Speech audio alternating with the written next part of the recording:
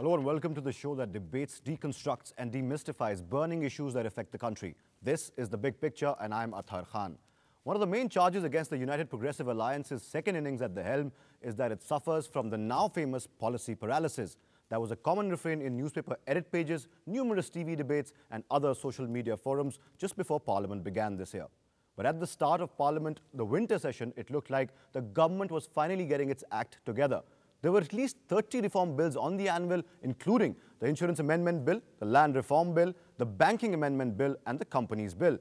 Then the Cabinet approved the proposal allowing foreign investment in multi-brand retailing, and the rest, as they say, is history.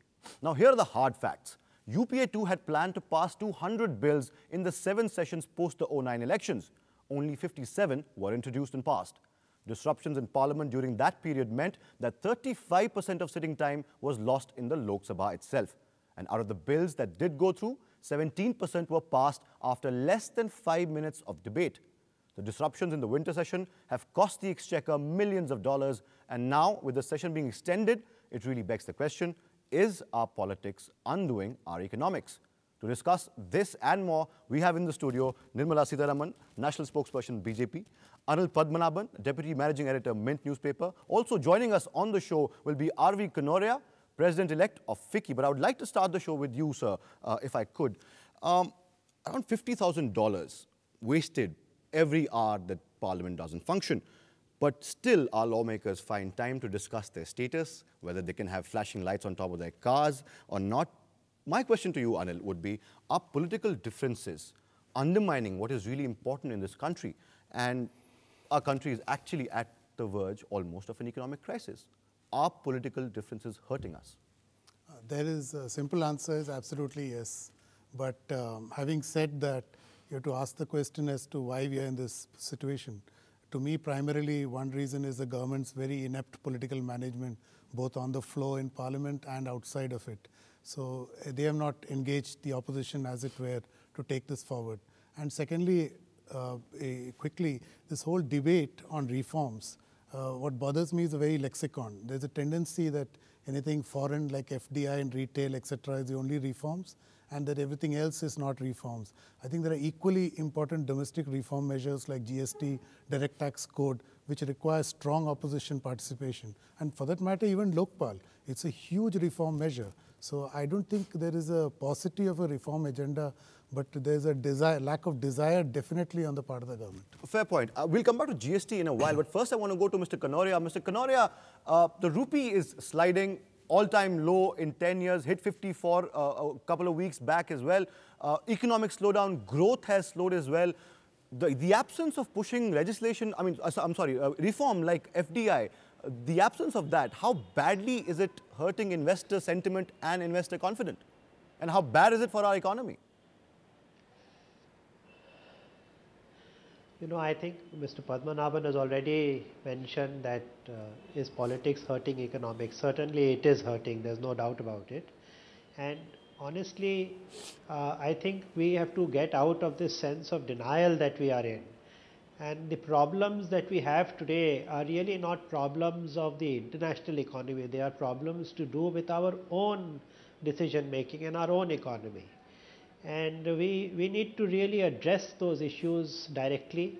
And I quite agree that domestic reforms it should be the primary focus. And you know, a measure, for example, like the GST. Now, it's good for the country, and it's really, you know, hurtful that just because of politics, something which actually both the opposition and the ruling party believe in is not happening, purely because we have not moved away from party-based politics to issue-based politics. And I think this is something which we need to recognize. And as people in power, we need to do justice to the country and not to just to the political stance of a particular group of or a particular party. Right. Mr. Kanoria, let me get in. That's really the critical issue. Let me just interrupt you and get in Nirmala Sitharaman. Arun Jaitley, in a recent interview to a magazine, your party leader said there are too many disruptions in Parliament. One, do you agree with him? And if yes, then why doesn't the opposition debate rather than disrupt? Yes, I agree with him, not only because he's my leader, but the fact is, today disruptions are more because the kind of politics that this dispensation wants to play is just not helping the parliamentary activities. Now, Anil Padmanabhan rightly pointed out that there is a very poor flow management. That's one example. That is when the parliament is in session. Outside of it also, trust building exercises which are required are not happening. And I wouldn't want to agree with this broad statement that politics is affecting economy. This politics is affecting economy, where you don't take the opposition party seriously, you don't engage with people, you seem to think that we've got the mandate, we know what to do, and we are going about it in our own way, we do not even need to consult. It is that which is hurting this country. Together with the fact that the UPA dispensation under particularly the UPA 2 has clearly shown signs of directionlessness. There is no leadership, no political conviction, and the political conviction, if it is there, is not visible. The Prime Minister could definitely very well articulate the kind of reforms that he wants to take up, whether it is related to FDI or whether it is related to GST, everything. But there is no articulation at all. And even on commissions that he is appointed, for instance, the core committee under Pranab Mukherjee had appointed 3 different groups to control prices, better distribution of food grains. Tell me what has happened of all those reports. Reports after reports pile up, no response is taken up, the government doesn't explain itself, there is a complete absence of direction and leadership there. Let me just jump in there. I'll ask you a question and I want to go back to Nirmala again. Do you think that the government handled, say, FDI and retail really poorly? Couldn't they have called an all-party meet before the cabinet proposed the proposal, like VP Singh did in 1990 when the crude oil, the Gulf War jacked up crude prices? Have they mishandled it? See, that's obvious, they mishandled, the fact that they didn't consult. But if I can let my conspiracy mind wander a little, I really think the government probably was lighting its own fires, so that it, instead of dousing the fires lit by opposition or by the 2G court or elsewhere, which become unmanageable, this is a smarter way that you create a diversion like this. And I think they succeeded in deflecting the whole debate on black money, for example. So in that sense, it was smart politics that you allow people to hit you at this point and get the attention. But at what cost to the country? Right. I want to get in that. But ma'am, before we go there, let's talk reforms now. FDI was an issue that when the NDA was in power, there was a cabinet note that was floating favoring 100% in single brand retail.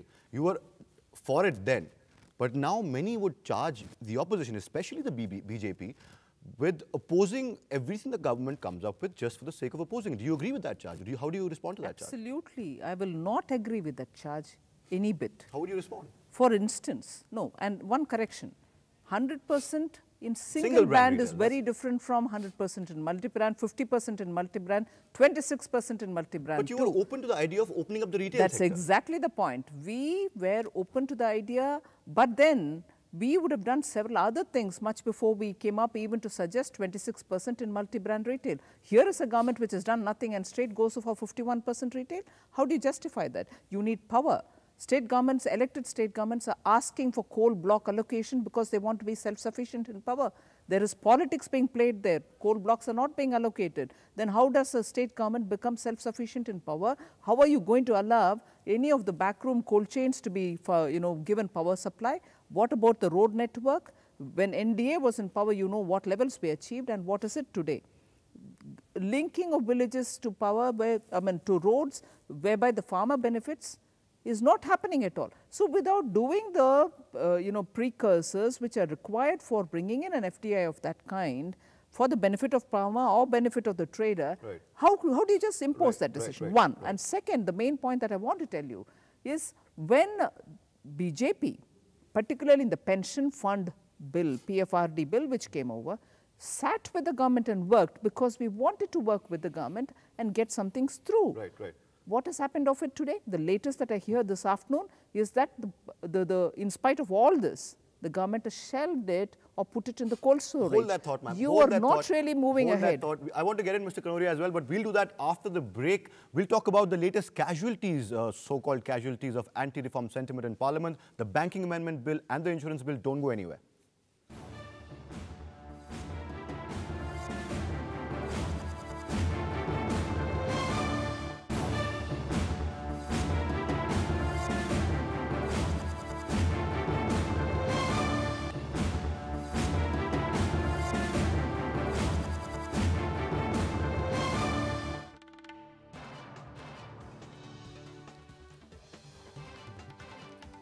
Hello and welcome back. We are still with the big picture. We're discussing the economic reforms that have been stalled. Let me go to Mr. Kanoria first, and I'll come to you, Anil.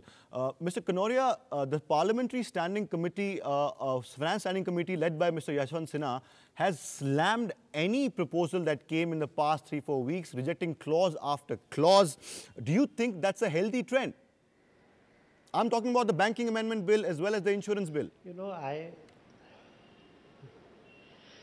don't want to get into the politics of this. All I can appeal for is that please do things which are good for the country.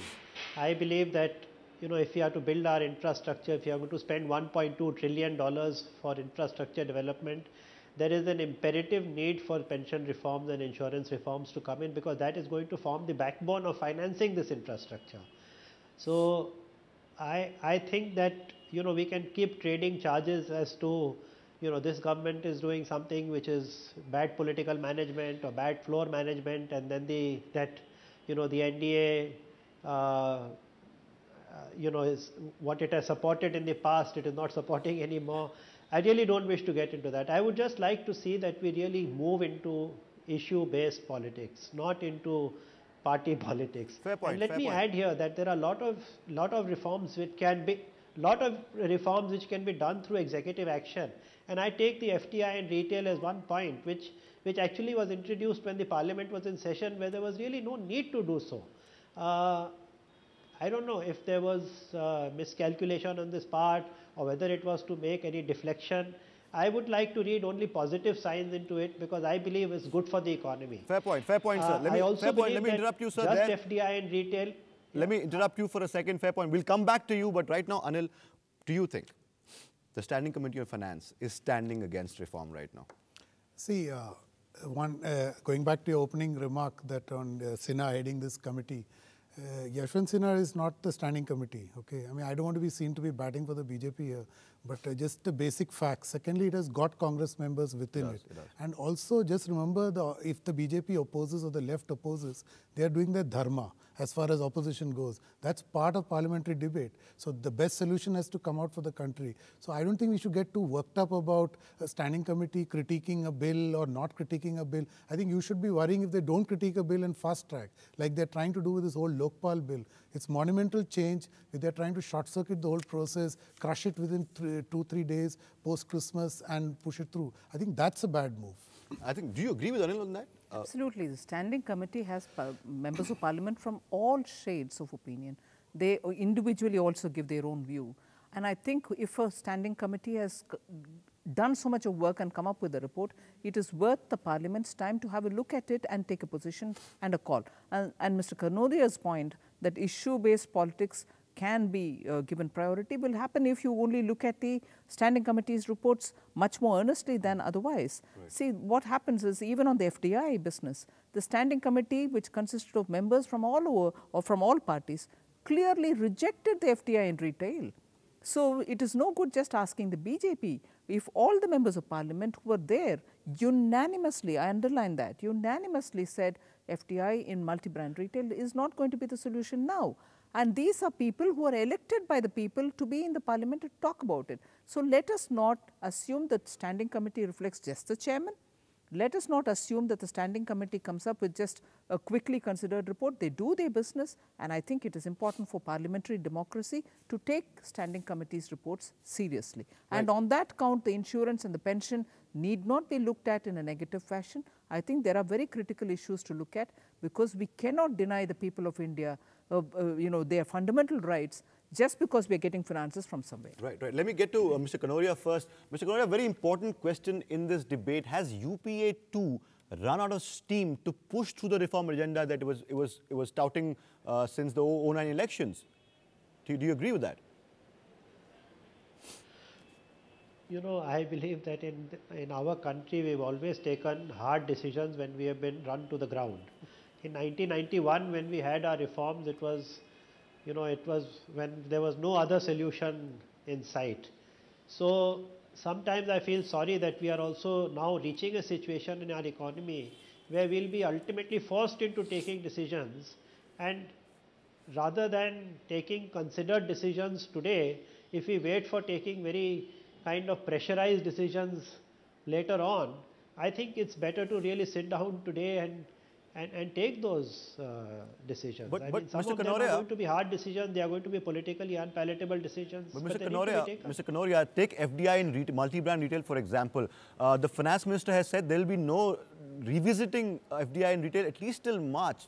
The holdback, do you think that's such a good idea? Do you think many people would say that the government has actually kept it in cold storage for a long time to come? Is that good for the economy? No, I've already said that, you know, that it is not good for the economy to keep any reform which ultimately is going to benefit the economy. So, I want to add also that FDI in retail is not going to be the panacea. Ultimately, we are going to have to make reforms in our agricultural systems. For example, the APMC Act. Now, why is it that the states which are at least governed by the Congress, why can't they adopt or change the APMC Act in those states and get that going?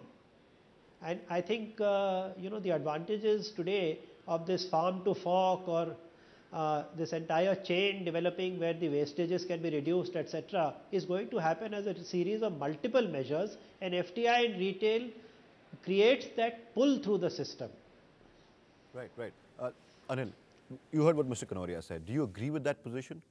Yeah, I totally. Also, he mentioned the APMC Act. I've had guests on this show who said that APMC needs to go. Do you agree with that too? That's absolutely, that's all well known. See, I'm a little foxed to this whole, you know, the sense of this debate. Everyone knows what needs to be done, but the problem is there is no political will to do it. So there's something missing in this whole debate.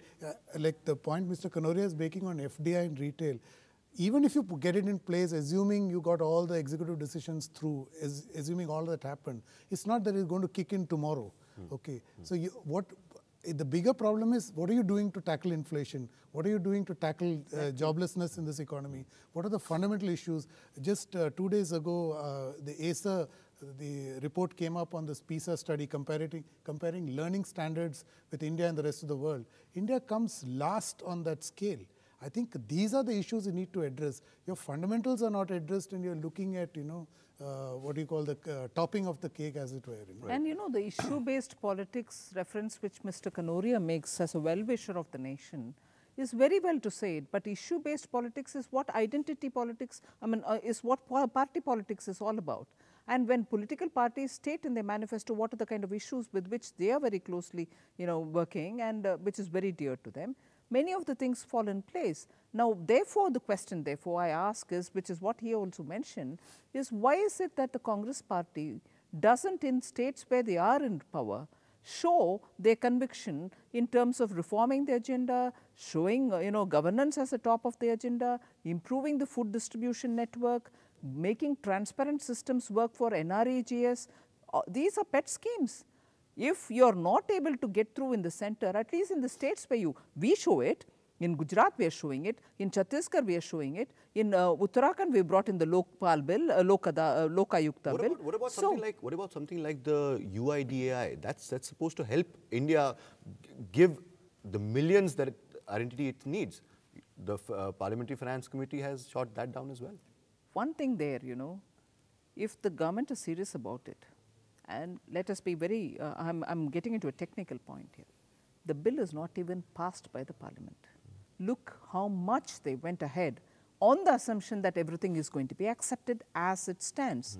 But there are several questions raised by the Planning Commission, several questions raised by the ministries. And now, if these are not discussed in the Parliament, and you launched a major, however important it may be, You've launched it, spent money on it, and also raised critical questions. Is this the way to go about? So you're saying they act before they think. We'll hold on to that thought. We'll come back. We have to head into another break right now. We'll return shortly with lots more to discuss. Don't go anywhere.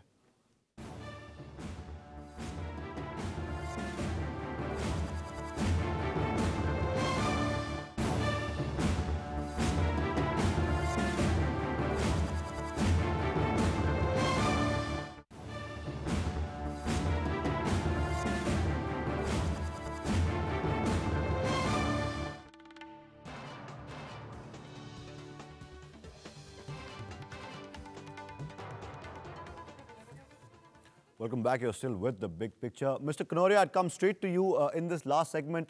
How important, like you mentioned, agricultural reforms as well, economic reforms plus agricultural reforms in the wake of an economic slowdown, not just around the world, but it's starting to affect us now as well. How important now is for the government to build consensus around their much-touted reform agenda? I'm going to ask one question to Ms. Sitharaman, if you allow me. Please go ahead. Please go ahead. Yeah. So, can I ask now or when you come? Go ahead, sir. Go ahead. Right now. Right now. I just want to ask her, I mean, why are they opposed to GST?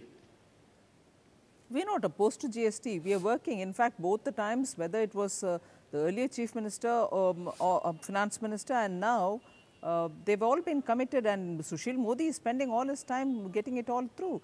They are negotiating with all the state governments. If there is a very serious reservation which we held, it was because of the way in which the federal system is going to be affected, and also revenues generated to be given to the states will also come down. Those apprehensions will have to be addressed, and we would want the central government to address them much before. Ma'am, let me assure you that there can be no... Let me assure you there is no better method of administrating tax than this self-regulating mechanism of GST, and is the single most important reform today in the country. Right, right. Sure. I don't think we are against it, and Sushil Modi is spending maximum time on it. We got your position, Mr. Kanoria. Thank you so much for asking that question. But coming back to my earlier question, how important is consensus building for the government right now? Absolutely imperative. In my opinion, the government should be working overtime to build consensus on economic reforms. And let me tell you that this is a bogey that it's the international situation which is affecting India. It's the Indian situation which is actually affecting India. I mean, it's our inflation, it's our fiscal deficit, it's our current account deficit. These need to be addressed. And I think, and on the one hand, we want social programs to succeed, but unless and until we improve our delivery mechanisms of these social programs, they are just going to be a drain on the exchequer. Right, right. Anil, same question to you. Can the government handle this better and think before they act? See, that's obvious. You need consensus, okay? What's the way forward? No, actually it's not that it's the first time it will be attempted. Most people would not have the memory, but Gujarat, at that time it was led by a Congress government way back in mid-90s, was the first state to actually negotiate a loan with the Asian This is the Waghela government. ADB, and they negotiated a loan. Prior to that negotiation of the loan, the Congress sat down with the BJP and came out with a document which said that this is the agenda blueprint for reforms. No matter who's in power, we'll implement it. So, okay, so that there is a history of consensus among these two great enemies, as it were. So you need to build consensus. Secondly, the nature of reforms that you're looking at are second-generation reforms. GST, DTC are all second-generation reforms. So you need a lot of political backing to this, because there's going to be considerable heartburn. There are going to be losers in this, and you also got to address fundamental issues of inclusion, which are now no longer an option in this country. It is a reality. Right. If you don't fix it, you're going to face a social crisis, which I don't think India's current polity is equipped to deal with. They can't handle Anna Hazare. They certainly can't handle a social revolution in this country. They can't afford it, right? We give the last word on the show to Ms. Sitharaman. Ma'am, what will it take for the government and the opposition to work together? Is there a middle path that you can actually converge on? What will it take for the opposition to work with the government? It's an ironical situation that repeatedly we are asked as to what will it take for you all to work with. We are there to question the government. We are elected to be in the opposition to make sure that the government is questioned on critical issues. And that's exactly what we are doing. And if the government can answer it and also take some lessons from it, whether they want to do any course correction or not is a different issue. But to say that by asking the questions, representing, giving a voice to the people's concerns itself is obstructionist. For a government which thinks it can get away without answering is an ironical situation. And we from the opposition would rather answer the people and therefore continue to question this government, which has shown clear absence of direction, which is not keen on governance, which is corrupt to the core. We will not stop asking questions of them. But it will be better for the nation if the government realizes that it has to heed to the voice of the opposition and the people, because after all, our own people who are sitting in the parliament are also elected representatives. Right. We have to end on that note. We seem to have run out of time. We would love to continue this debate, but unfortunately, no more time left. Till the next time, we get you another edition of The Big Picture. Goodbye, and thanks for watching.